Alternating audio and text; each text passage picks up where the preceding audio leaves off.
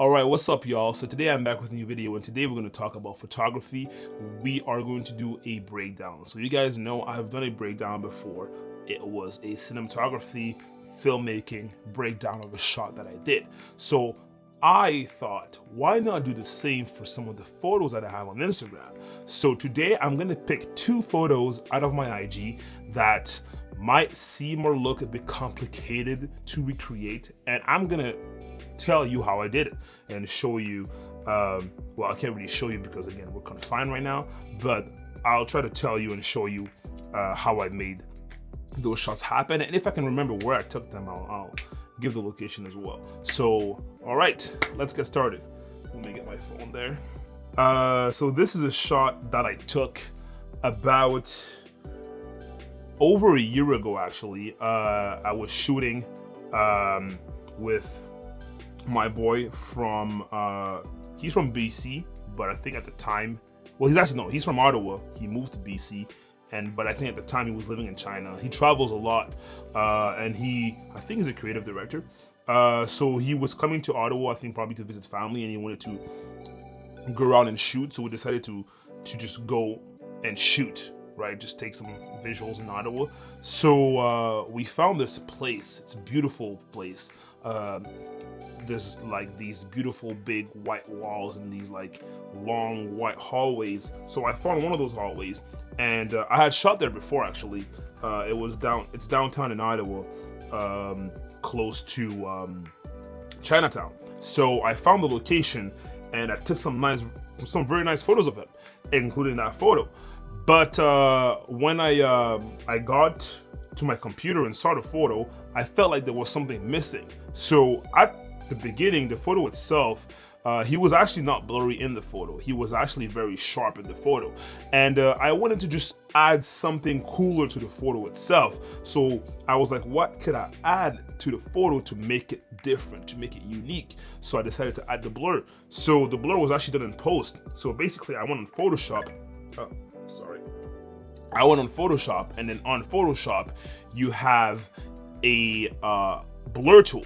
And you have different types of blur. You have spatial blur, you have Gaussian blur, spherical blurs. There's a lot of motion blurs, right? So I used the motion blur, and I applied the motion blur. I selected his body and not the background of the photo, and I applied a motion blur on his body itself, so on him instead of applying on the whole photo. So now it looks like he's blurred out and like moving while the photo stays still. There's actually a way to do this on the camera, and without actually using a software to do this, you can actually just bring a tripod on location, use the tripod, and then bring down your shutter speed to a very, very low level, and then take the photo. Because the cameras on the tripod, it was going to be stable, so the infrastructure itself, the building, will not be moving, right? Because the building doesn't move, so it will stay still and it will stay sharp, while the subject, the person walking, will be blurry because as it moves, the shutter doesn't have time to close and open, so he will be blurry. So there's a way to achieve that same look straight out of the camera, but I didn't think of that when I was shooting it because that's not what I had in mind. I didn't even have anything in mind. I was just taking some photos. So it's just a way to see that you can do stuff in post to make a photo more special. So that's kind of what I did for that photo. All right, so let's pick a second one and let's see how we can do it. Ooh, this one. Okay, I don't think you guys can see that.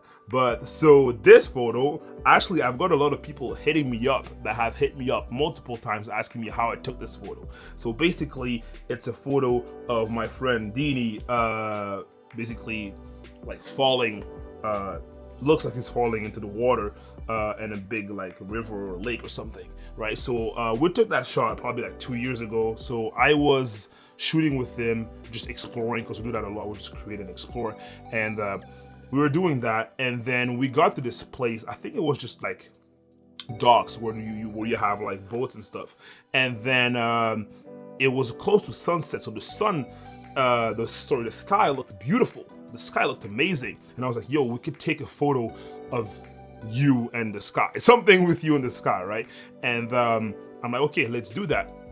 And then I'm like, what if you're falling from the sky? you know? And again, when you're like kind of going to shoot and just creating, and you kind of do it you're doing it spontaneously, you don't really have an idea of what you want to do, right? So you don't come prepared with the proper equipment. You just have the camera, so you kind of have to improvise on site. So basically, what I did is that I found this garbage bin. Okay, it was made in metal, so it was solid enough for someone to stand or sit on it. So I placed it in front of the dock, just in front of the water, on the dock in front of the water, facing the river.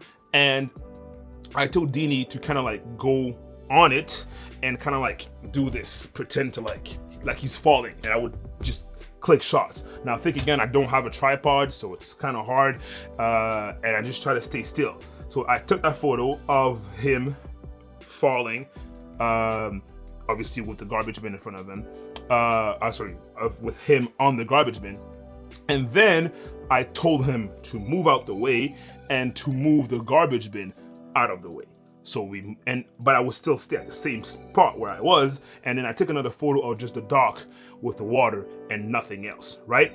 Now, two important things when you do that. So you have to make sure to not change the focus to stay the same in the first photo and in the second photo. So the first photo is the photo with Dini, the garbage bin, and the dock, and the second photo was just the docks, the water, and the sky. So just have the same focus.